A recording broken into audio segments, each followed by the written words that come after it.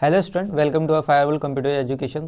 इस CSS के playlist में हम CSS को सीखेंगे और CSS कैसे काम करता है, CSS के सारे कॉन्सेप्ट हो गए एंड स्टाइलिंग से रिलेटेड एंड उसके एनिमेशन CSS में कैसे लगाया जाता है। नाउ अब बात करते हैं कि CSS है क्या। CSS control how web page look और इंक्लूड लेआउट, यानी CSS जो है ना वो कंट्रोल करता है कि आपका जो वेबसाइट है कैसा दिखेगा एंड लेआउट में वो इंक्लूड करता है आपका कलर, मतलब कलर कैसा होने वाला है, फ़ॉन्ट साइज़ कैसी होने वाली है एंड स्पेसिंग कैसा होने वाला है एंड एनिमेशन कैसा होने वाला है। जैसे कि एग्जांपल में अगर मैं आपको नेटफ्लिक्स का दिखाऊं,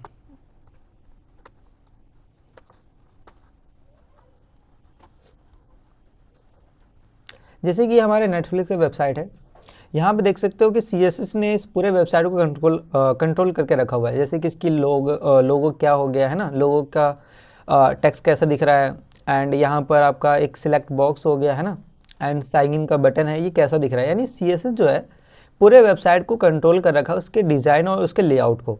जैसे कि यहाँ पर लिखा हुआ unlimited movies shows and more, यानी ये जो टेक्स्ट है ना ये सेंटर में है।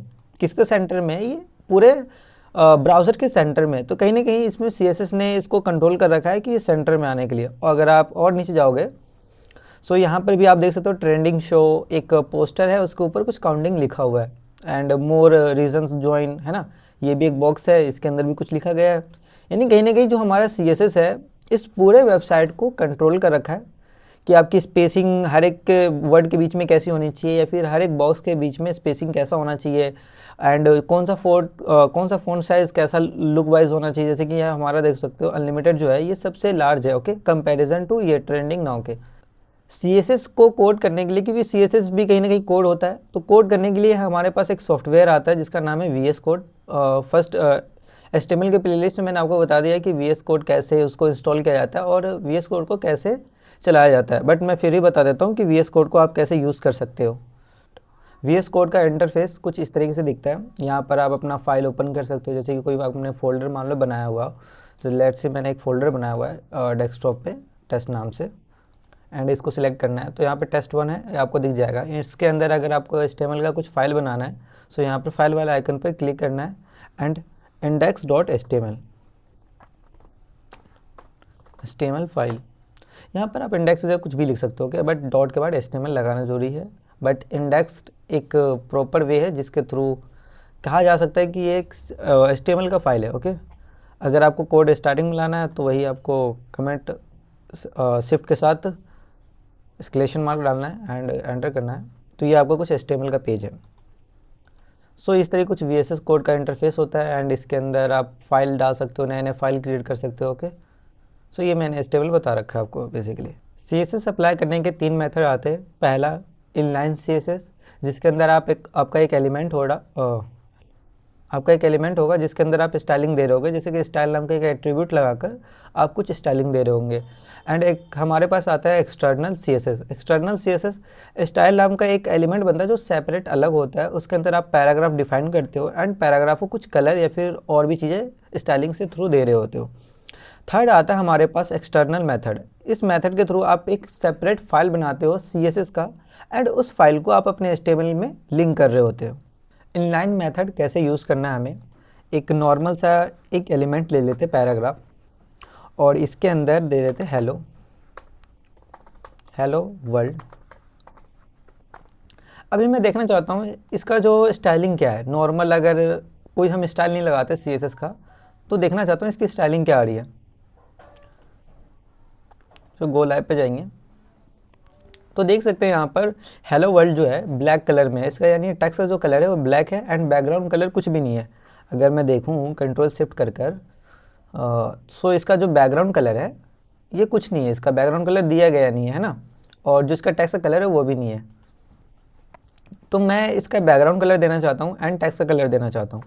उसके लिए हमारे पास एक मेथड आता है जिसका नाम है इनलाइन मेथड। इनलाइन मेथड के थ्रू आप इस पैराग्राफ को कुछ स्टाइलिंग दे सकते हो। स्टाइल एट्रीब्यूट यूज़ करना है आपको एंड कलर मैं रखना चाहता हूँ ग्रीन, ओके।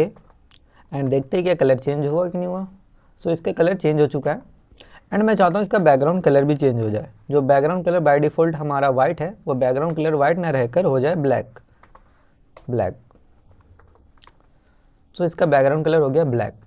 वैसे ही अगर मैं एक और एलिमेंट लेना चाहता हूँ यानी H1 लेना चाहता हूँ एंड H1 के अंदर लिखता हूँ रोहन, फिर this is heading tag and by default देखेंगे तो इसका कलर कुछ नहीं होगा, ब्लैक ही होगा। एंड मैं इसको भी कलर देना चाहता हूँ स्टाइल डालकर, स्टाइल एट्रीब्यूट कलर, कलर रखते इसका रेड। ओके, सो रेड क्या अप्लाई हो गया, हाँ रेड अप्लाई हो चुका है। एंड इसका जो बैकग्राउंड कलर भी रख देते हैं, बैकग्राउंड कलर रखते हैं येलो। सो येलो हो चुका है। अब इनलाइन मेथड का यूज़ इस तरीके से कर सकते हो। नॉर्मली है कि आप एक एलिमेंट ले लो, इसके अंदर इंडिविजुअल कुछ स्टाइलिंग देना है सो दे सकते हो। सो ये हमारा इनलाइन मेथड हो गया। एक और मेथड आता है जिसका नाम है इंटरनल मेथड। इंटरनल मेथड कैसे यूज़ होता है, अभी मैं इसको कमेंट आउट कर लेता हूँ, इन दोनों पैराग्राफ को, इन दोनों एलिमेंट को कमेंट आउट कर मैं एक इंटरनल मेथड का यूज़ करना चाहता हूँ। सो मैं यहाँ पे ले लेता हूँ पैराग्राफ, इसके अंदर लिखता हूँ हेलो पैरा। नॉर्मली लिखते हैं तो इसकी कुछ स्टाइलिंग नहीं दे रखी, ठीक है। अब मुझे इंटरनल मेथड का यूज़ करना है। उसके लिए आपको हेड के अंदर, जो हेड टैग है इसके अंदर आना है और यहाँ पर एक स्टाइल नाम का एक एलिमेंट होता है, इसको एग्जीक्यूट करना है यहाँ पर स्टाइल, ठीक है। और आपने क्या ले रखे हो, मैं इस समय ले रखा हूँ पैराग्राफ। ओके, सो मैं यहाँ पे लिखूँगा पी और एंड कर्ली ब्रेसेस लगाना है एंड इसके अंदर आपको स्टाइल डिफाइन करना है, यानी पैराग्राफ को आप क्या स्टाइल देना चाहते हो। मैं पैराग्राफ को कलर का स्टाइल देना चाहता हूँ, कलर हो जाए इसका ब्लू, कलर हो जाए इसका ब्लू। तो यहाँ पे देख सकते हो जो कलर है पैराग्राफ का वो हो गया ब्लू। और मैं चाहता हूँ बैकग्राउंड कलर भी देना, सो यहाँ पर आप वो भी कर सकते हो, बैकग्राउंड कलर एक्वा रखना चाहता हूँ या फिर ब्राउन, नॉर्मली ब्राउन रखते हैं। सो यहाँ पर कलर हो गया ब्राउन। सो यहाँ पर कलर हो गया ब्राउन। ये देखने में थोड़ा अनोइंग लग रहा है, एक काम करते हैं ना, ब्लैक ही रख लेते हैं, नॉर्मली यहाँ पर ब्लैक रख लेते हैं, इसको हटा देते हैं, अभी RGB हम नहीं देखने वाले, ब्लैक। सो यहाँ पर कलर हो गया ब्लैक। वैसे अगर मैं H1 भी लेना चाहता हूँ या फिर मैं H2 लेते हैं, ओके H2 लेते हैं, this is H2 tag. So by default इसकी कलर वही है, ब्लैक रहने वाली है। एंड मैं चाहता हूँ इसके अंदर स्टाइलिंग देने के लिए, सो यहाँ पर आपको लिखना होगा H2, ओके, कर्ली ब्रेसेस लगाना होगा एंड जो आपको कलर डिफाइन करना है वो, तो मैं कलर देना चाहता हूँ इसको एक्वा एंड बैकग्राउंड कलर हो जाए इसका ऑरेंज। सो इसका बैकग्राउंड कलर हो गया ऑरेंज। इस तरीके से हमारा इंटरनल मेथड यूज़ होता है। आप एक स्टाइल नाम का एक एलिमेंट लेते हो, उसके अंदर आप दूसरे एलिमेंट को डिफाइन कर कर उसको कुछ कलर की प्रॉपर्टी दे रहे होते हो, जैसे कि यहाँ पर कलर हो गया एंड बैकग्राउंड कलर, ठीक है। बट ये याद रखना, जो आप एलिमेंट ले रहे हो जैसे कि H2 ले लिया तो यहाँ पर आपको H2 लिखना होगा, ठीक है। अगर मैं यहाँ पर लेता हूँ H3 एंड इसके अंदर कुछ कलर या फिर कुछ लिखते हैं इसके अंदर, दिस इज़ H3। नॉर्मली इसको यही कलर दिया गया है by default, black and white. अगर मैं यहाँ पर लिखता हूँ, इसको स्टाइलिंग देना चाहता हूँ H3 को, सो H3 कर्ली ब्रेसेस लगाएंगे एंड कलर अगेन कलर रखते हैं ये वाला Azure and background colour blue white, ये सही है। सो यहाँ पर देख सकते हो इसका कलर चेंज हो गया। अब बात करते हैं एक्सटर्नल मेथड। एक्सटर्नल मेथड कैसे यूज़ करते हैं। एक्सटर्नल मेथड यूज़ करने के लिए आपको एक ना सेपरेट से फाइल बनाना होगा CSS का। वो जो फाइल है वो पूरा CSS का ही फाइल होने वाली है, उसके अंदर आप कुछ HTML डिफाइन नहीं करोगे या फिर कुछ उसके अंदर जावास्क्रिप्ट डिफाइन नहीं करने वाले। प्योर वो CSS फाइल होगा जिसके अंदर आपका CSS की प्रॉपर्टी सारी यूज़ होने वाली है। उसके लिए आपको एक फ़ाइल बनानी होगी, test1 के जो भी फोल्डर आपने बना रखे, यहाँ पे मेरा फोल्डर है test1, इसके अंदर एक फ़ाइल बनाएंगे। फाइल का नाम होगा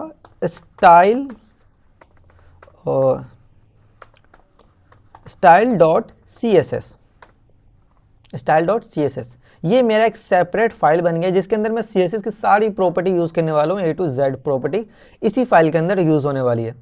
ठीक है, सो एक काम करते हैं, मैं यहाँ पर लेता हूँ, अगर मैं इंटरनली कुछ यूज़ करना चाहता हूँ सो मैं यहाँ पर लेते हैं H4, या फिर एक काम करते हैं इसको इरेज ऑन कर लेते, हटा लेते हैं इसको यहाँ से, एंड यहाँ से भी स्टाइल को हटा देते हैं।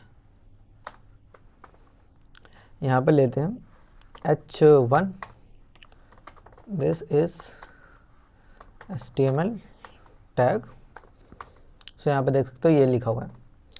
अब स्टाइलिंग के लिए प्रॉपर एक फाइल है हमारे पास जिसका नाम है style dot C S S.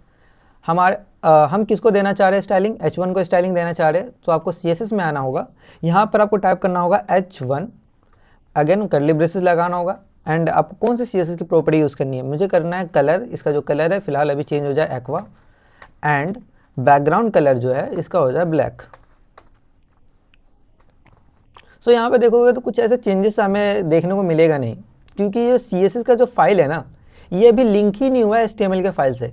सो पहले हमें इसको लिंक करवाना होगा, उसके बाद ही जो हमने CSS फाइल के अंदर कुछ भी कलर डिफाइन किया है वो यूज़ होगा HTML फाइल के अंदर। ओके, सो पहले यहाँ पर आपको CSS के फाइल को HTML के फाइल से लिंक करवाना होगा। लिंक करवाने के लिए आपको हेडिंग टैग के अंदर, इस वाले टैग के अंदर आपको एक लिंक, सो यहाँ पर एक लिंक आ गया एंड REL आ गया। REL मतलब रिलेशन, रिलेशन क्या है, स्टाइल शीट का एक रिलेशन होता है। अब यहाँ पर आ गया HREF। HREF के अंदर आप अपने फाइल का नाम लिखना चाहते हो, जैसे कि मेरा यहाँ पर फाइल का नाम क्या है, style dot C S S है। सो आपको HREF के अंदर style dot C S S लिखना होगा, एंड ये लिंक हो गया इसके, एंड मैं आऊँगा तो यहाँ पर देखो इसका कलर चेंज हो गया। ओके, सो यहाँ पर मैं एक ले लेता हूँ paragraph, this is the CSS style. यहाँ पर CSS कुछ स्टाइल नहीं दिया गया है, पैराग्राफ के अंदर कुछ भी स्टाइल नहीं है। अगेन मैं यहाँ पर आता हूँ एंड पैराग्राफ को स्टाइल देने की कोशिश करता हूँ, colour orange, and background colour हो जाए एक्वा। सो यहाँ पर देख सकते हो इसे कलर चेंज हो रहा है। सो हमारे पास 3 मेथड है, तीनों मेथड यूज़ कर लिए। तीनों में से सबसे बेस्ट मेथड है आपका एक्सटर्नल मेथड। एक्सटर्नल मेथड इसलिए बेस्ट है क्योंकि ना ये एक सेपरेट CSS का फाइल बना देता है। आप इसके अंदर CSS की सारी प्रॉपर्टी यूज़ कर पा रहे होंगे, न कि इसके अंदर कोई HTML का ऐसा टैग नहीं आता कि H1 आप लिख रहे हो एंड यहाँ पर H1 डालकर कुछ टाइप करने की कोशिश कर रहे हो। ये पूरा CSS का फाइल बनेगा एंड इसके अंदर पूरी CSS की प्रॉपर्टी होने वाली है।